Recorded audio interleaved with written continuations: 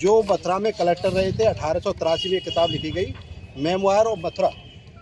इसमें पूरा क्लियर कहा गया है कि किस तरह से मंदिरों को तोड़ा गया, मंदिरों को तोड़ करके मस्जिद बना दी गई और वहाँ की मूर्तियों को ले जा करके आगरा जामा मस्जिद की सीढ़ियों में लगा दिया गया। इसमें इसका पूरा वर्णन यहाँ पे दिया है, ये देखिए यहाँ पे इसका पूरा वर्णन है। इसके अलावा हमारे पास मथुरा गजेटियर भी है, मथुरा गजेटियर में भी इसका पूरा वर्णन है। सर थोड़ा अरे सर आइए सर, एक तो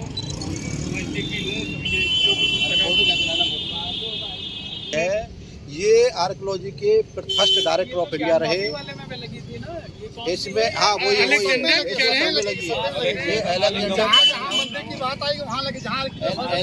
शाही ईदगाह की तरफ से श्री कृष्ण जन्मभूमि के मामले में उनकी बहस कंप्लीट हो चुकी है और उनकी बहस कंप्लीट होने के बाद में हमने श्री कृष्ण जन्मभूमि के पक्ष की ओर से मंदिर की तरफ से अपनी बहस रखी आज।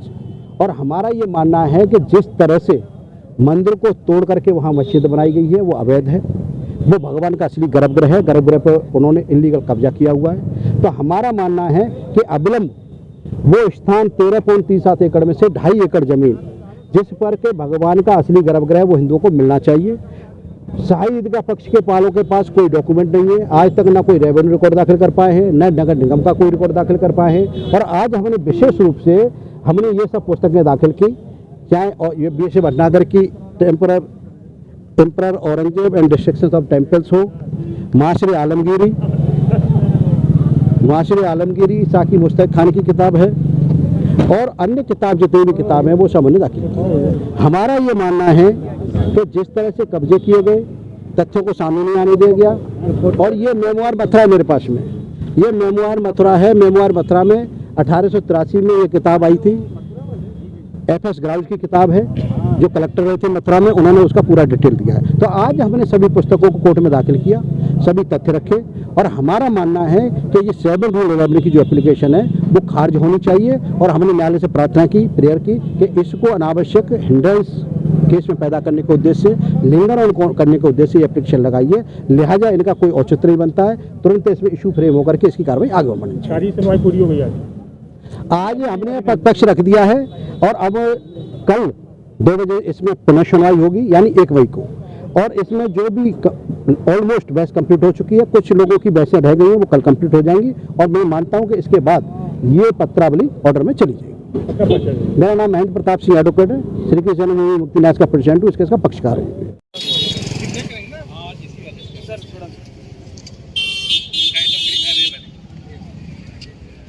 सर आइए सर, एक तो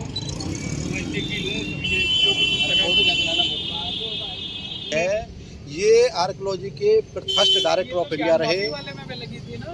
इसमें हाँ वही लगी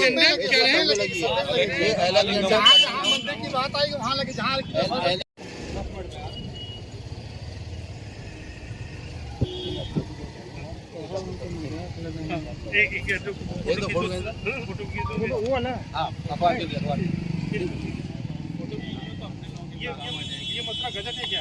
नहीं, ये मथुरा गजेटियर है, मथुरा गजेटियर में ये मेमोयर ऑफ मथुरा है, ये मेमोयर मथुरा है।